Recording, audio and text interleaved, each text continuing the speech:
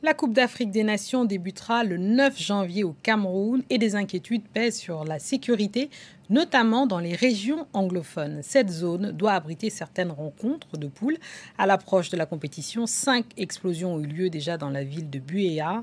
Un climat de menace sécuritaire qui n'entame pas la détermination des forces de sécurité, des commerçants et des fans de foot. Reportage de Tony Manga, Michel Vondo et Simon Batoum. Sur cette artère de Buea, une patrouille de BIR, l'unité d'élite de l'armée camerounaise, mobilisée pour sécuriser cette ville anglophone à quelques jours du coup d'envoi de la Coupe d'Afrique des Nations de football. On a un des postes qu'on va voir tout à l'heure qui nous permet de cadrer la ville. En véhicule blindé ou à pied, les hommes du colonel Maïdouan multiplient les patrouilles, notamment dans ce quartier ciblé par de récents attentats attribués à des groupes de séparatistes anglophones. En guerre depuis 5 ans contre le régime de Paul Biya, il menace désormais de s'en prendre au tournoi. Alors ici ça va? Ça va bien, on connaît.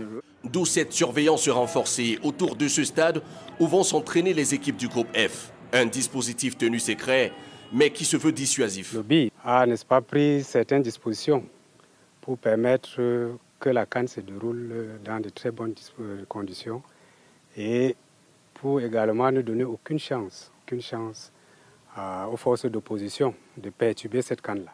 22 km plus loin, la cité balnéaire de Limbé qui accueillera les matchs de cette poule. Cet hôtel s'apprête à recevoir les délégations officielles de la Tunisie et de la Mauritanie. Sa patronne veille en particulier sur son dispositif sécuritaire. Là, il y a le plan d'urgence. Malgré les menaces des séparatistes, elle se montre optimiste. Nous avons une compagnie de sécurité, en plus de l'armée qui nous assiste et qui nous accompagne tout le temps pour qu'on puisse jeter au loin tous ces séparatistes qui veulent nous gâter la fête. Dans ce Cameroun anglophone, comme dans le reste du pays, la CAN ne suscite pas encore de ferveur populaire. Mais au marché de Limbé, les commerçants comme Frédéric rêvent toujours de faire de bonnes affaires. We are really afraid that there is insecurity. But I should make money during this period so that I also have enough to feed my family.